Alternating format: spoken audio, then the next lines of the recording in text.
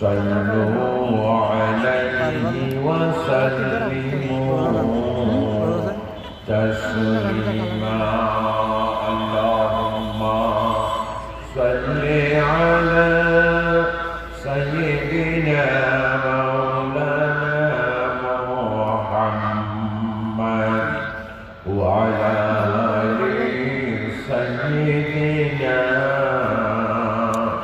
مولانا محمد اللهم صل على سيدنا مولانا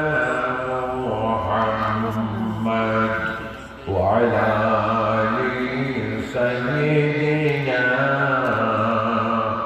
مولانا محمد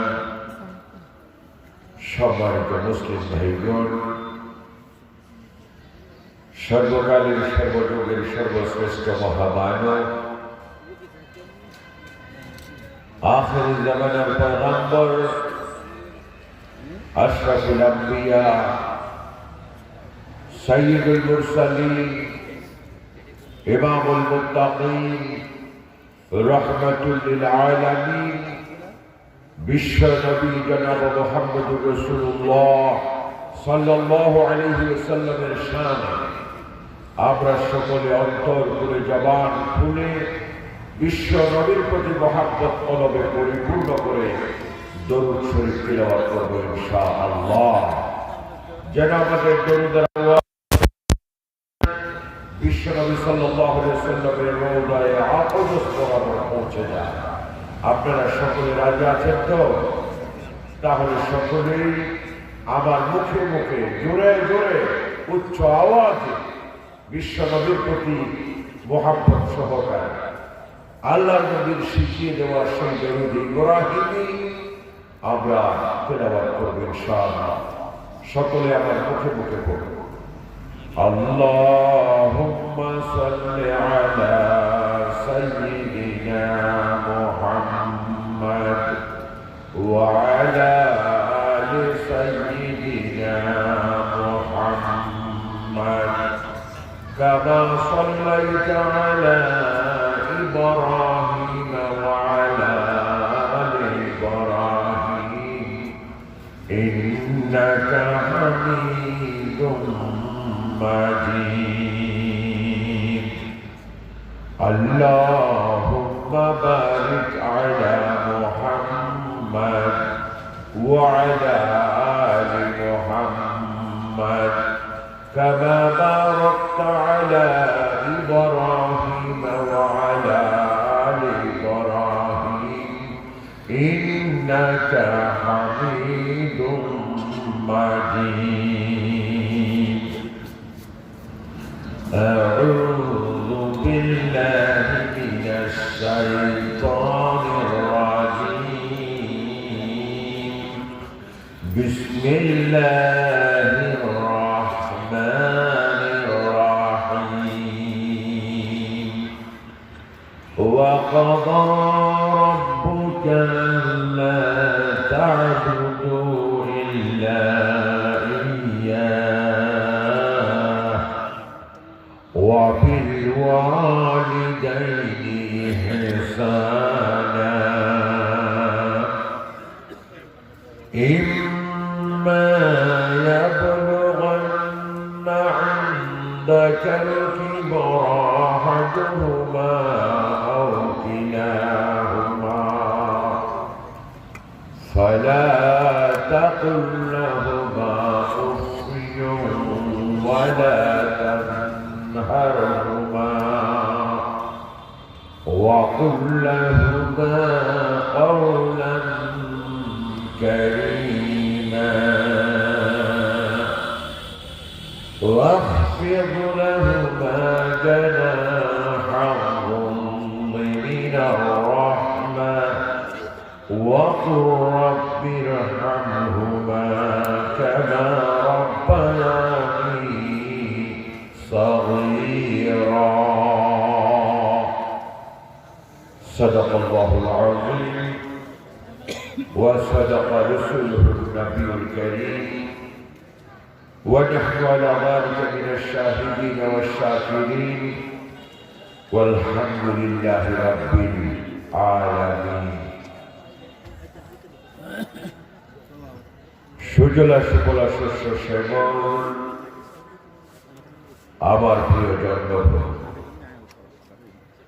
স্বাধীন সার্বভৌম মাতৃভূমি বাংলাদেশের সৌন্দর্যের অপরূপ লীলাভূমি।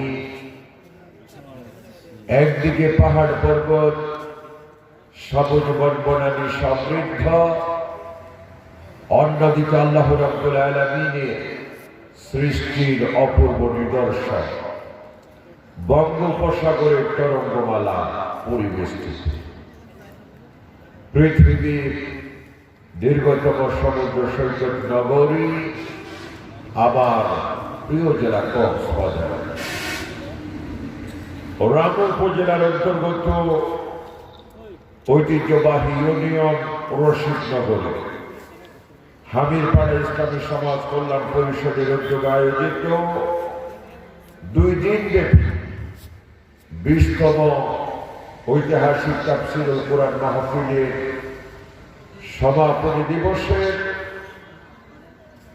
আমার সম্মানিত সাহেবে সালাত, বিশিষ্ট শিক্ষাবিদ, আমার অত্যন্ত শ্রদ্ধেয় ব্যক্তিত্ব নাদিরুজ্জামান উচ্চ বিদ্যালয়ের সম্মানিত প্রধান শিক্ষক, প্রতি বছর যাকে আমি মাহফিলের সভাপতি হিসেবে পেয়ে থাকি, আমার এবং সকলের শ্রদ্ধেয় ব্যক্তিত্ব জনাব মাস্টার রমিজ আহমদ সাহিব আতাল্লাহ উমর, আজকের মাহফিলের সম্মানিত প্রধান আলোচক, আন্তর্জাতিক খ্যাতি সম্পন্ন মুফাসসিরে কুরআন, বাংলাদেশের খ্যাতনামা আলেমে দ্বীন, প্রখ্যাত ইসলামী চিন্তাবিদ জনাব হযরত মাওলানা মাহমুদুল হাসান সাহিব মদ্দুজিল্লাহুল আলী, আজকের মাহফিলের সম্মানিত প্রধান অতিথি, হয়তো আমাদের মাঝে তিনি উপস্থিত হয়ে যাবেন ইনশাআল্লাহ, আমরা আশা করছি। কক্সবাজার আসনে সদর রামু এই আসনের সম্মানিত মাননীয় সংসদ সদস্য জনাব আলহাজ সাইমুন সরওয়ার কামাল এমপি সাহিব, প্রধান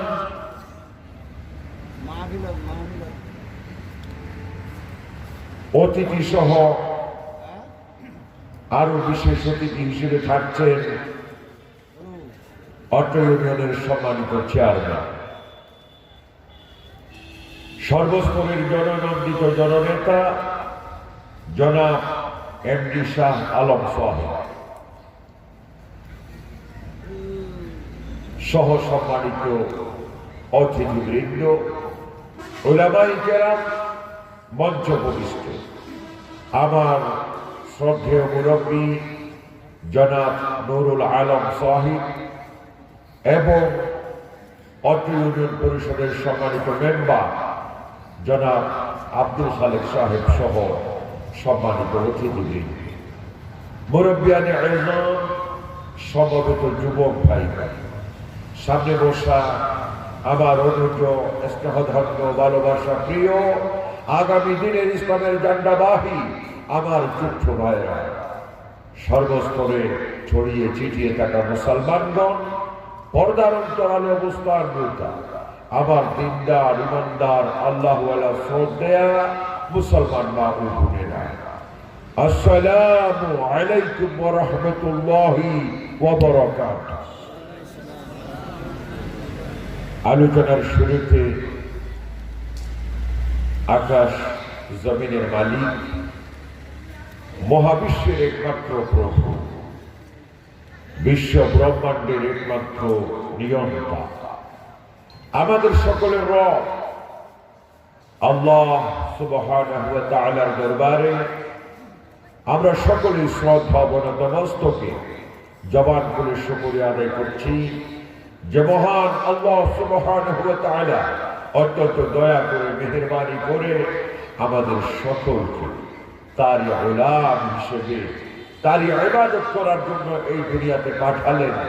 আর দুনিয়ার শ্রেষ্ঠ দুটি নিয়ামত আব্বা এবং আম্মার মাধ্যমে আমাদেরকে এই দুনিয়াতে আসার মতো একটি ব্যবস্থা করে দিয়েছেন যে আল্লাহ আমরা সকলে সে মহান মাহবুবের দরবারে জুড়ে সরে কালিমাতে শুকর আদায় করি। সকলে বলুন আলহামদুলিল্লাহ। সম্মানিত মুসলমান, আল্লাহ রাব্বুল আলামিনের শ্রেষ্ঠ নিয়ামত মহাগ্রন্থ কুরআনুল কারীমের অন্যতম সূরা বনী ইসরাঈল 23 ও 24 নম্বর আয়াত আমি আপনাদের সামনে তেলাওয়াত করেছি। আল্লাহ রাব্বুল আলামিন যদি তৌফিক দান করেন, আল্লাহ তাআলা যদি রহমত করেন, আপনারা যদি দোয়া করেন, সহযোগিতা করেন, অল্প সময়ের মধ্যেই আমার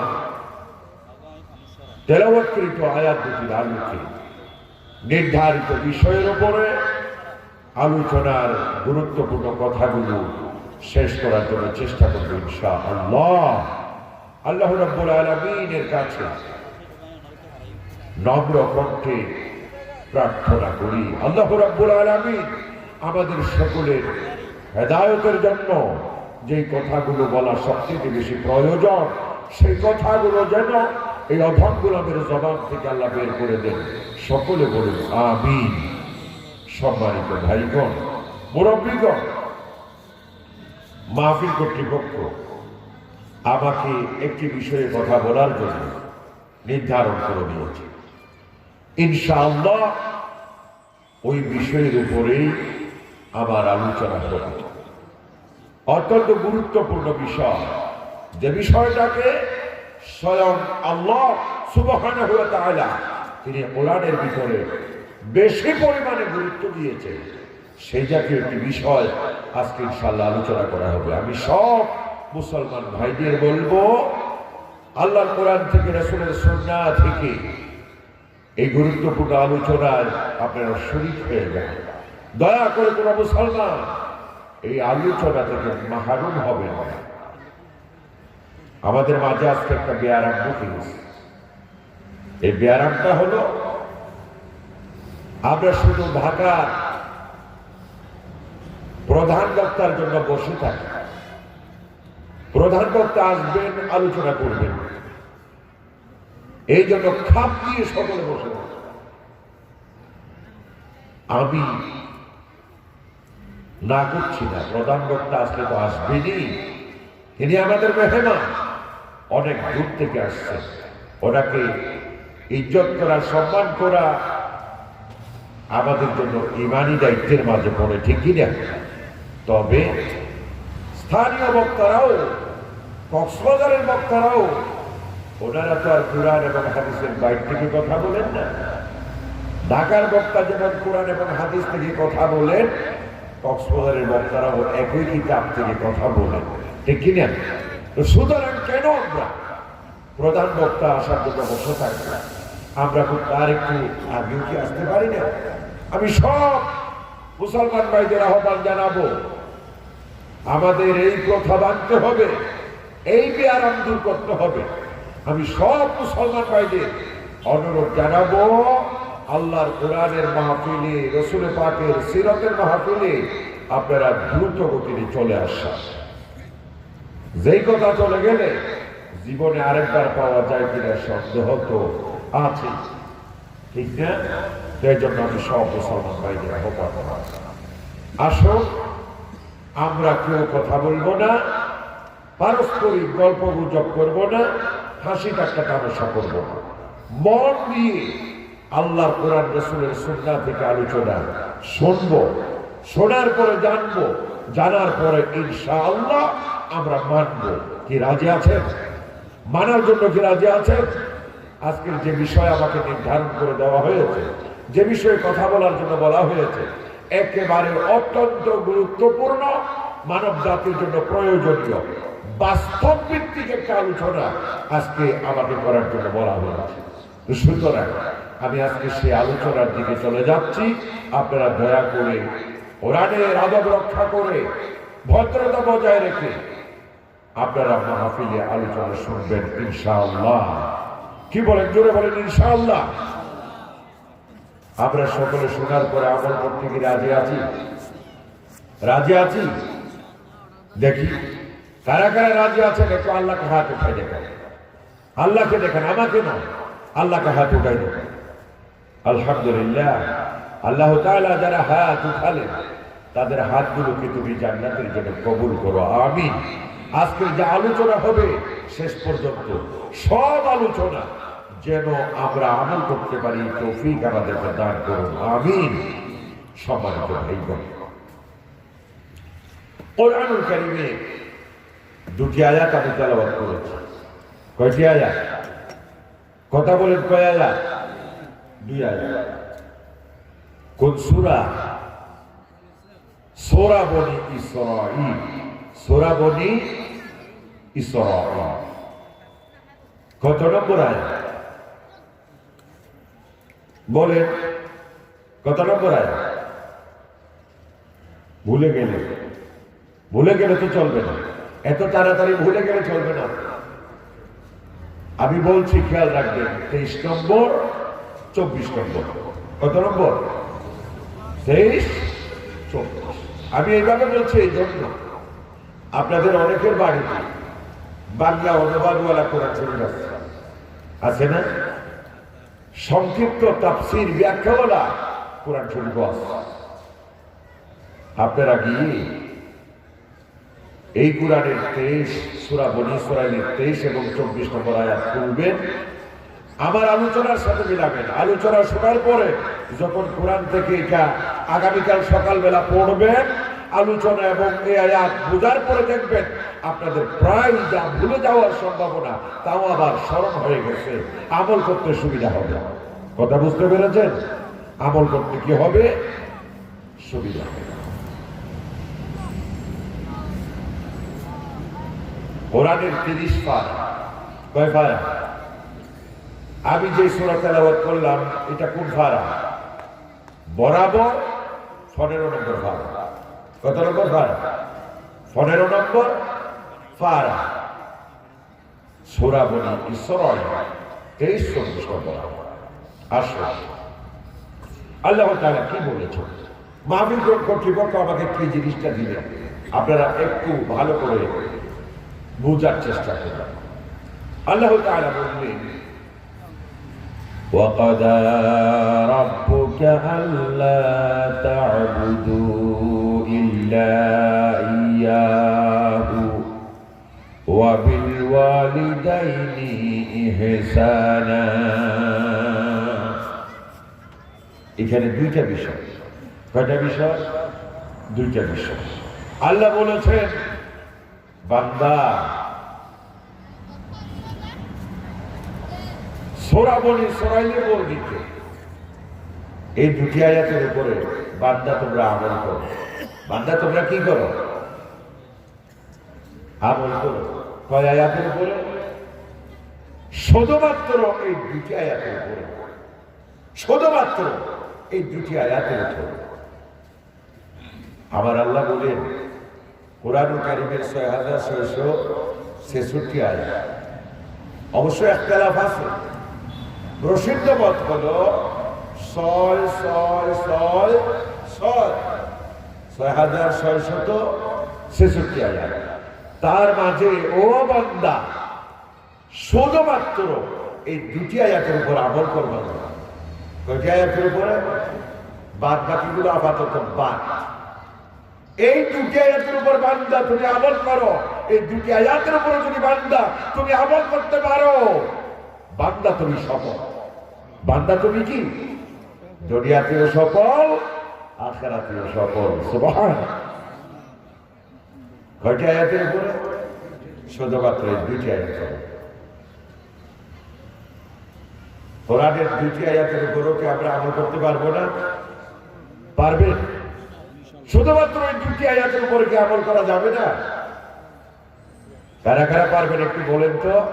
আল্লাহকে দেখে আমাকে একেবারে দেখাবেন না, শুধুমাত্র আল্লাহকে দেখাবেন। আলহামদুলিল্লাহ, হাত নামান। আমরা ইনশাআল্লাহ এই দুই আয়াতের উপর আমল করব। রাজি আছেন তো? কোরআনের দুটি আয়াতের উপর আমল করব। আমার আলোচনার ভিতরে কেউ রাগ করবেন না। আমি আমার জীবনে হয়তো কোনো আলোচনা করিনি। যা করেছি কোরআন থেকে করেছি, হাদিস থেকে করেছি, ফিকহ থেকে করেছি, ইসলামী সাহিত্য থেকে করেছি। এর বাইরে আমি কখনো অহেতুক, অশালীন, অপ্রয়োজনীয় কোনো কথাও বলি না, আলোচনাও করি না। এই জন্য ভালো করে খেয়াল করা। আল্লাহ বলেন দুই আয়াতের ভিতরে, কয় আয়াতের ভিতরে? দুই আয়াতের ভিতরে আমি তোমাদের জন্য দুইটা বিষয় নির্ধারণ করেছি। কয়টা বিষয়? দুই আয়াতের ভিতরে দুইটা বিষয়। বান্দা, এই দুইটা জিনিস যদি তুমি আমল করতে পারো, আমি আল্লাহ তোমার দুনিয়াতেও দেব মর্যাদা, দুনিয়াতেও দিব ইজ্জত, দুনিয়াতে দেব শান্তি, আর আখিরাতে আমি আল্লাহ তাআলা তোমার জান্নাত দেব। কবরে আমি আল্লাহ তোমাকে কবরের আযাব থেকে রক্ষা করব, হাসরের আযাব থেকে রক্ষা করব, ফুলসিরাতের আযাব থেকে রক্ষা করব। আমি আল্লাহ বিনিময়ে তোমার জান্নাত দেব। সুবহানাল্লাহ। দুই আয়াতে কয়টি আমলের কথা? কয়টি? আর কোন আমল করা লাগবে না, আমল শুধুমাত্র দুইটি। কয়টি? আসলে আবার নাম্বার ওয়ান, এক নাম্বার। আগে এক নম্বরের উপর আলোচনা হোক, এরপরে আমরা যাবো ইনশাআল্লাহ কয় নম্বরে? দুই নম্বর। এক নম্বর ভালো করে খেয়াল করা। আমি আবার হাজিরা নেব, বলতে হবে আল্লাহ রাব্বুল আলামিন সূরা বনী ইসরাঈলের 23 নম্বর আয়াতের প্রথম ভাগে আবার আল্লাহ রাব্বুল আলামিন বর্ণনা করেছেন, ওয়া কাদা রাব্বুকা আল্লা তা'বুদু ইল্লা ইয়্যাহ।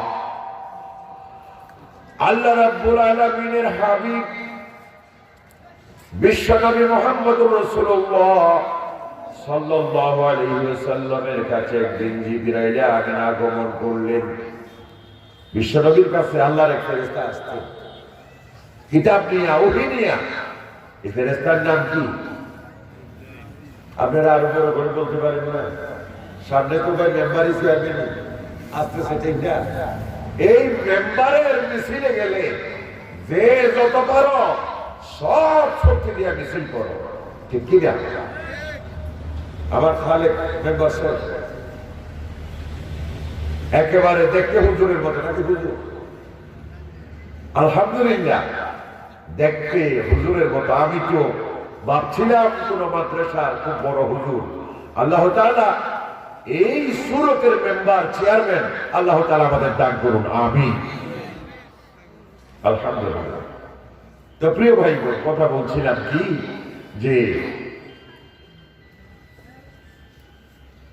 আল্লাহর কাছে, আল্লাহর নবীর কাছে এসেছিলেন কি? এই কথাই তো বলছিলাম। মেম্বারের জন্য, চেয়ারম্যানের জন্য এত চিৎকার করতে পারেন ভাই, আল্লাহর কোরআনের জন্য, আল্লাহর নাম ধরার জন্য, আল্লাহর ফেরেশতাদের নাম ধরার জন্য আপনারা সর্বশক্তি দিয়ে কেন কথা বলেন না? সর্বশক্তি দিয়ে কথা বলতে হবে। পারবেন ইনশাআল্লাহ? জোরে জোরে সর্বশক্তি দিয়ে আপনারা আল্লাহর নাম, রাসূল পাকের নাম, জিবরাইলের নাম, কোরআনের কথার উত্তর দিতে হবে। পারবেন? কই ইনশাআল্লাহ তো বড় করে বললেন না। পারবেন ইনশাআল্লাহ। রাসূল পাকের কাছে কোন ফেরেশতা আসতেন? কেন আসতেন? ওহী নিয়ে আসতেন, কোরআনের আয়াত নিয়ে আসতেন, সূরা নিয়ে আসতেন, ঠিক না? একদিন আসতেন, বললেন, ইয়া রাসূলুল্লাহ, ইয়া হাবিবাল্লাহ, ইয়া নবী আল্লাহ, হে আল্লাহর নবী, আজকে আপনার আল্লাহর পক্ষ থেকে, আপনার রবের পক্ষ থেকে আমি এসেছি গুরুত্বপূর্ণ দুটি বিষয় নিয়ে। কয়টি বিষয় নিয়ে? দুটি বিষয়। তার মধ্যে এক নম্বর বিষয় হলো আপনারা রসুলকে বলছেন, আপনারা আপনারা বলেন রসুল সাল্লাল্লাহু আলাইহি ওয়াসাল্লাম এবং রসুলের উম্মত যারা তারা, ঠিক না? এখন রসুলের সেই উম্মতের মাঝে আমরা আছি কিনা? আমরা আছি। কিয়ামত পর্যন্ত দুনিয়ার সব মুসলমান রসুলের উম্মতের ভিতরে আমরা আছি, ঠিক কিনা? আমাদেরকে লক্ষ্য করে বলেছেন জিবরাইল। জিবরাইল বললেন, হে রাসূল, আপনিও আছেন কিয়ামত পর্যন্ত।